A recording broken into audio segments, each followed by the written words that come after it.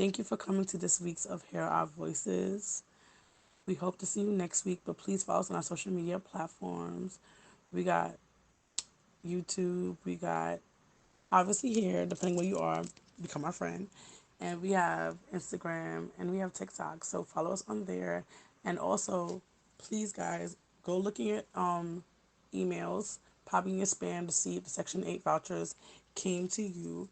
It came out on August 1st and August 2nd. I know for sure. I think majority of the people got in. Up to 600,000 people applied, and I'm actually one of the lucky winners of being on the waiting list. So who knows when they're going to call anybody, but please go look in your spam just in case, and make sure you're always looking out for those emails. And if it's going to spam, take it out of spam and then be able to get emails further on. Good luck on your housing journey, and talk to you next time. Hello, welcome to our podcast. We are the Youth Action Interns. This will be our very first podcast. Today we'll be talking about homelessness and housing insecurity with the help of Khadija. Hi guys, thank you for having me, and I work with CCC as technically a fellow, and we do policy with housing, and we do advocacy in New York City for people who are homeless, and mostly family homeless. That's what we kind of go with. And yeah, so hopefully you enjoy the podcast, and I'm excited to get into the topic today, guys. So yes. Okay, so the first thing I want to talk to you about is your opinion on the housing crisis. My very first question is, how would you describe the entire crisis, like in general, like the current one too? So people think, especially now since 2020, that the housing crisis just started then. The housing crisis has been a crisis for a long time. This corona has amplified that the whole thing was going on. We have honestly, we have a lot of vacant places, and that's because landlords don't want to give people with vouchers or things like that because they're lower than most of the rates of apartments. So we have a lot of vacant places, but also even if we filled up all those places, we have so much people in New York City that we still probably wouldn't have enough places to put people. So we have a lot of things we need to work on. We need to also build proper structures, honestly build less shelters, and get people out. Honestly, I feel like move out of New York City. They are moving them up to New York State. The problem is that when you move people to certain areas like that, it's hard to find jobs, it's hard to find schooling for your kids. So they're doing it slowly but surely, and it's just sad because a lot of people are living in shelters on the street, but are also living doubled up. And a lot of times people who live doubled up, if you don't know doubled up actually is when people live with multiple people in one home. And in certain cultures is like kind of the norm. But honestly, in a small space in New York City, it cannot be as normal. Like if you lived in, I want to say Atlanta or Florida, I feel if you doubled up in those places because the houses are so big, it doesn't look it don't feel as bad. But when you live in New York City and the space is only 2 feet wide and you have 20 people in one space, it gets bad. Stuff like DV end up happening more because people need to breathe. So people are going to have DV regardless if they have space or not. But when you are in a smaller situation and it's always like, you left this towel over here, you left this over here, and you have like 30 people in your house, is end up being more of a problem in that way, I want to say. So the crisis was always here. It's just amplified more because of the corona, and that's the sad thing about it. And it's sad to say, I'm kind of happy that it kind of happened a little bit, so we kind of shed a light more on this thing. Like, we do need to get people housing. We do need to get people off the street. We do need to have people to have a better lives. We learned in school that people need housing, they need food, they need shelter, but basically like shelter, we're not even giving people the decency to get it. And when they say we put them in shelter, a lot of shelters are not safe. So people prefer to live on the street than living in shelters because of these reasons. So I think the crisis has always been here. It's just been amplified because of corona itself. Yeah. I also would like to add, my mom is a security guard at shelters, and right now she's working at a singles men's shelter, and she always talks about like how unhealthy it must be because they have to share a tiny room, and there's like 20 men living there. Right. So I feel like that's really unfair, and like we were talking about it early on in the internship too, and like trying to find ways that would correct that. right? But the second question is, what are your thoughts on misconceptions about people in housing? I just want to add in that they think it's okay to put people in in those cluster environments, and this honestly is not good for mental health. It's not good for people being sick. Example, in Corona, it was a hot mess. That's how germs get spread faster, because people are clustered in together, and that's a big problem. You know what I'm saying? So I forgot your question. I'm not gonna lie to you, but I just want to put that out there, because people, I think it's like okay to build all these shelters and then cram everybody in one space, but having to be in shelter like that is not a good thing to have like that, because as I said before, space, people like to have, when you're a child and you have your own room, most people have their own room, it feels nice and comfortable. When you get to share with another sibling come along, you're like, man, I gotta share space with you now. It's like these things, now you're sharing space with people you don't even know. You don't know where they come from, what background they have in. They might have a mental illness. They might have a thing with you even touching them, because some people don't think a simple thing as touch is a problem. When you're in trauma, and a simple thing like a touch can set a person off, and you don't know why they're going crazy, is because you did something to them, you don't even know what you did wrong. So those simple things can honestly make the atmosphere of those things a problem, and that also makes shelter not safe for a lot of people. If you don't know, your New York City shelter for families, majority of the time, unless you're with New Destiny, families have their own space and they have their own room. Some are bigger and smaller than others. Some are cleaner than others. You'd be surprised what you can find in a shelter. But families usually have their own space, their own bathroom, their own little kitchen. Whether they have a stove or not, they always have at least a microwave, and they always have a refrigerator. They're supposed to. They have the new shelters now with the newcomers, the New Yorkers, the migrants, whichever you want to call them. Some of them are a little more shadier, but they usually do have their own space when it's like a family space. So I'm gonna say that. I'm gonna make an excellent question one more time so I can remember and I can actually answer that question, guys. Sorry about that. Okay, so the question is, what are your thoughts on misconceptions about people in housing? My thoughts, I'm gonna think about it as like what people think about people who are homeless in general. Before I became homeless, I only thought about people who are actually street homeless. I didn't think about anybody who was in shelters, even though I knew shelters exist, because you didn't see them. They're kind of hidden away into a building. Unless you live in that neighborhood, you don't even know that's a shelter. People think that people who are homeless are sick with mental illness or drug addicts, which I'm not going to say that. I'm not going to come on here and tell you, oh, that's not true. People have that. No matter if they're homeless or not, people still have those problems. It's not like that's the only problem people have. But people think that what you see on the street, especially in New York City, is that you see a dirty person on the street begging for money or begging on the train or something like that. And the truth is, the biggest population in people in New York City are families with children under, I want to say 4 or 5. The statistics change every year, but a lot of babies are born in shelter. And another population was very high is also youth. A lot of times youth are not counted as much because a lot of them have drop-in centers, and they don't count that as shelter really anymore. They call it unhoused kind of thing. So it's like depending where you stem from. But people think that a lot of people in shelter also are people who are not working, uneducated, dumb. And that's not true. I went to shelter with debt from college, from university. I have a 4-year degree. I went to debt. People think like a person's who's in shelter doesn't have a job. I had a job. I had a child. I was just struggling. That's why I went there. I didn't go there because of any fault of my own. It's just the person I was living with didn't want me to live there anymore. I lived there for 25 years. They was like, you used to go, you have a child now. Even though I was married, they did not care about that. They didn't care. This is when in their house, so I had to leave. And that was the best bet to do. At the time I was working at Forever 21 in Times Square. And that wasn't enough money. I thought in my right mind as a young person, I wasn't that young. I was 25. I wouldn't say 25. That my little part-time job could really survive in New York City. I didn't know how expensive it really was until I started looking for apartments, and the stuff that I could afford was garbage, and I could hardly afford that. So people's idea of homelessness in general is that we are almost nobody's not a part of society, but the fact is a lot of people in shelter have jobs. A lot of people in shelter have educations. People go into shelter for many different reasons. People can go in shelter because their house burned down. People go in shelter because Sandy happened. Corona happens. And if you don't know Sandy and those things are, is when you had a hurricane. You can't even help having a hurricane. You can't help have a fire in your apartment. That's not up to you. It just happens. Things happen. You have to rise from the ashes to make sure that you and your family is okay. And if shelter's the best bet, if you have no other family up here, that's where you have to go. And people think that when you go into shelter, it's going to be, oh my God, 1, 2, 3. No. People can stay there in years in shelter. You don't want to stay there in years, but if you can't get enough money to get an apartment, you got to stay there. If you don't qualify for a voucher, you have to stay there. If you don't have family to go to, you got to stay there. My family's in Jamaica.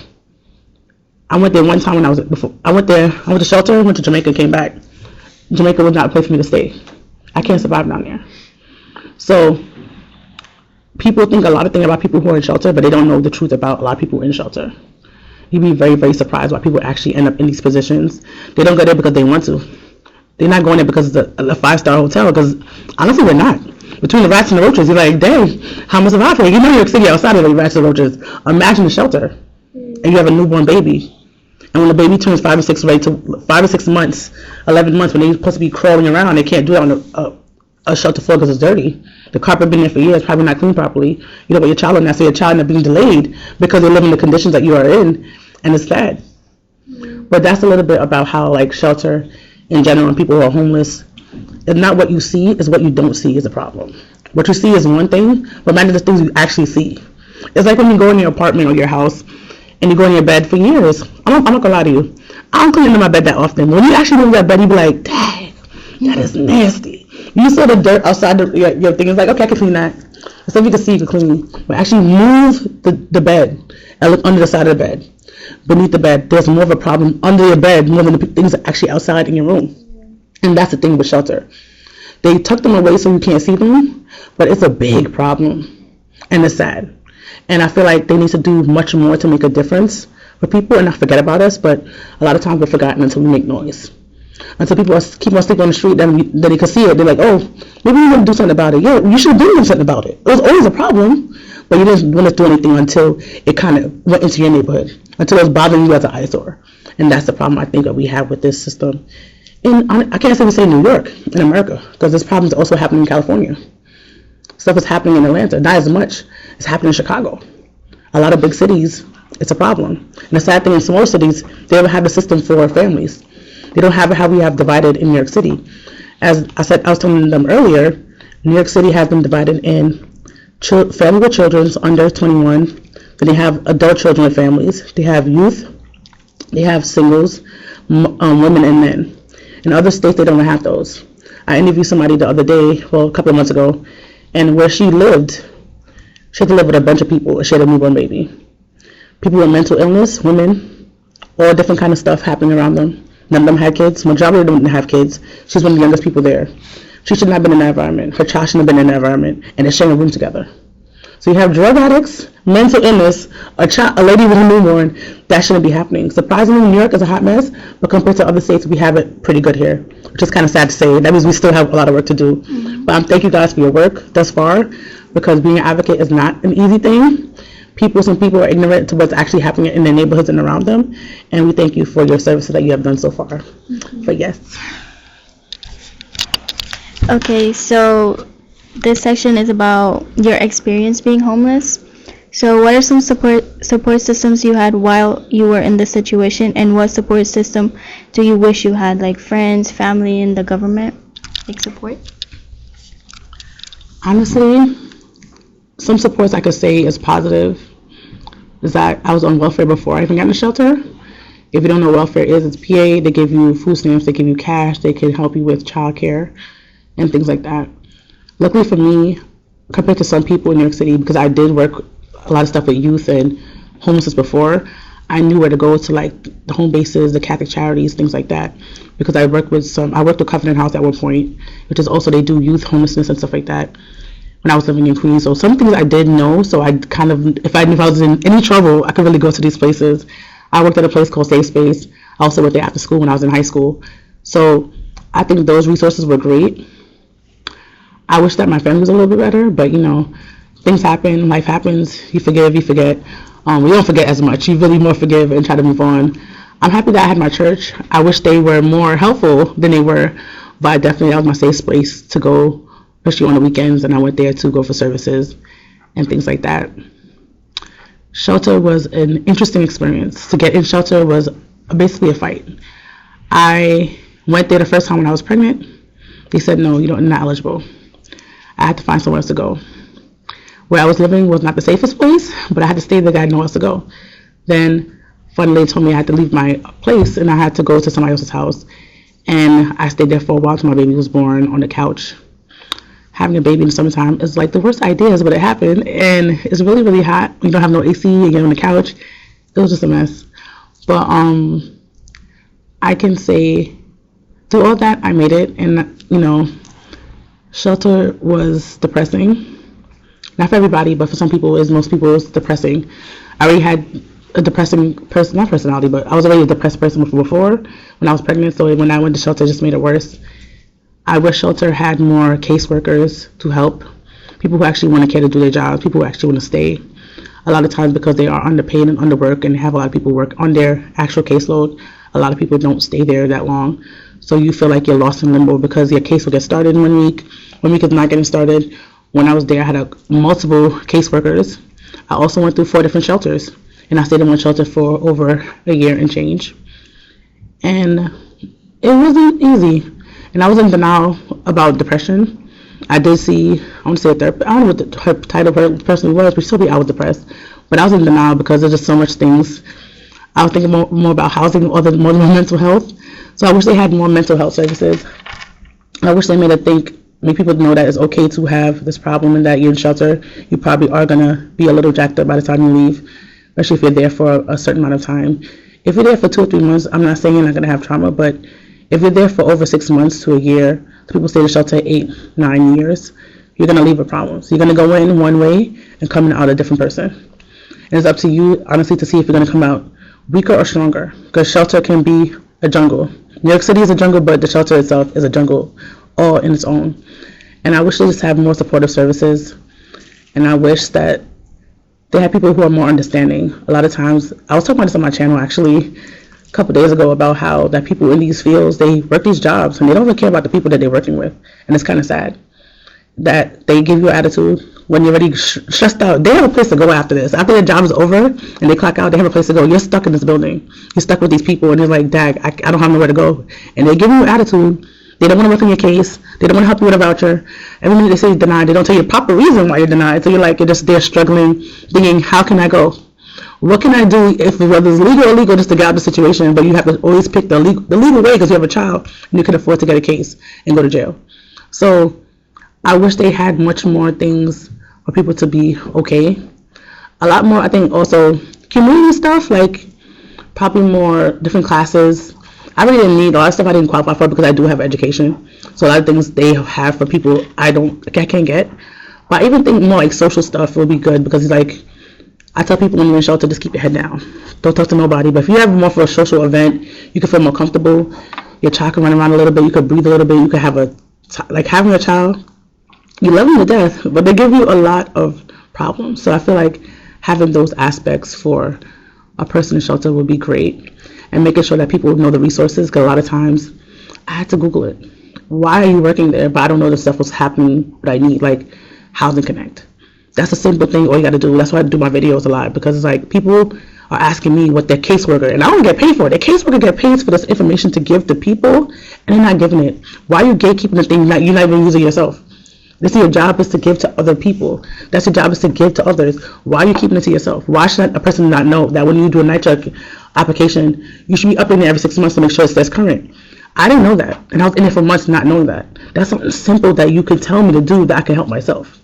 So I think they need to make sure that people are giving out the proper information, people are trained, and give people incentives to stay longer because people get turned over so much, everybody doesn't have the same information, and people aren't getting this proper training. So people who are suffering is not that they're suffering and get a better, people who are in shelter are suffering because people who are working for them is not properly prepared and equipped to do the job. So that's the sad part about it. The people who are there, living there, and basically in their home, they're virgin. I'm quoting guys. I know y'all can't see me, but they're the people who are suffering, and it's the sad part about it. But yeah. Hey guys, this is the host K Did. This is Hear Our Voices, where we tell stories, give resources, and change the narrative of homelessness. If you want to follow us, you can follow us on all our social media platforms. And also, if you want to tell a story, you can definitely DM us anytime. I'm always available. To be honest, I'm always available to do interviews too. And we would love to hear your story. We would also like to have your resource added to our resource packet. Our resource packet is definitely linked in a LinkedIn every single episode to make sure if you need resources, if you need help, if you think of anything that you know you can give somebody else, that would be a place to do it. I hope these episodes are helpful to anybody that you know or to yourself. And we thank you so much for supporting us. Sit back and relax and listen to our next podcast. Bye.